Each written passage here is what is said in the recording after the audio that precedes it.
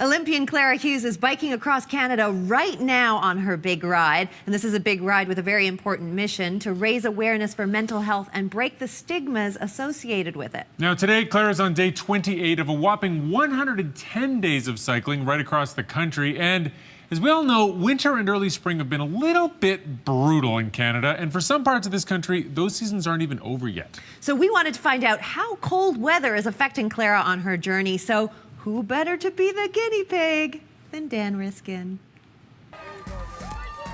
Olympian Clara Hughes is on an epic ride, 12,000 kilometers in 110 days around the country. And if that doesn't impress you, guess what? She started this extreme trip during one of the coldest and bitterest times of the year. Today, I want to get a first-hand sense of just how tough she's got it. So that's why I came here to a facility called ACE at the University of Ontario Institute of Technology, where they have a one-of-a-kind facility that can simulate the kinds of conditions that Clara is going through right now.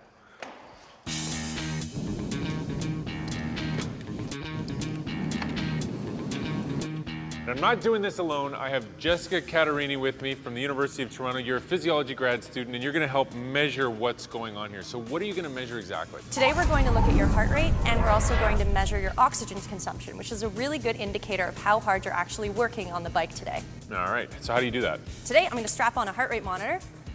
This is an instrumentation device that measures how hard you're breathing and how hard you're working. This looks like something I would pee into, but I put this on my face? Yes, you put that on your face. And this just measures how hard I suck air back, or what? With this on the front. Okay, Dan, now I want you to bike at about Clara Hughes' speed, which is about 25 kilometers an hour, and let's see how you do. Alrighty.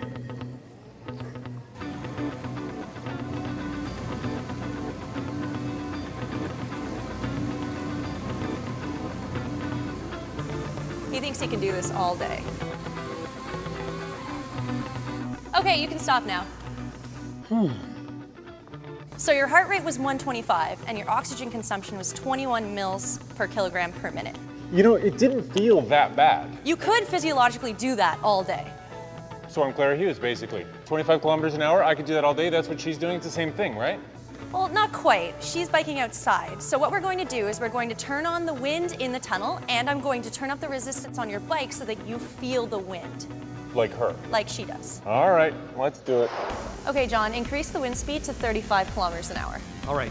Tyson, slowly ramp it up to 35. Woo! Oh. Okay. This is harder. Woo! He's feeling the burn now. Still manageable, but definitely worse.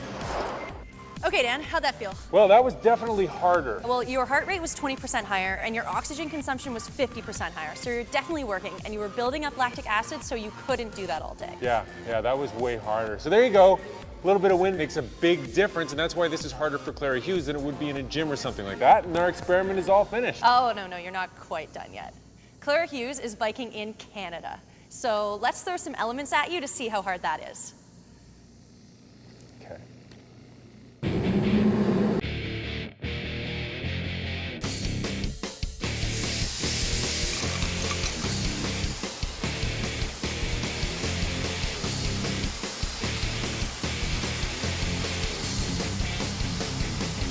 So this is really tough for Dan right now.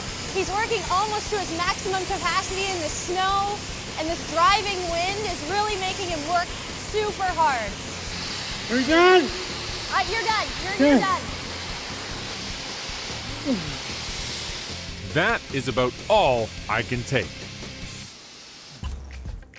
Hey, so how'd that feel? That sucked. That was terrible. That was awful. Physiologically, you worked way harder during that test than you did during the first test, and even during the second test when we had the wind going. Yeah, I could tell. Your heart rate was 45% higher than the first test, and your oxygen consumption was 80% higher than during the first test as well. So what does this tell us about Clara Hughes then? Well, Clara Hughes is going to be biking 12,000 kilometers during her entire trip.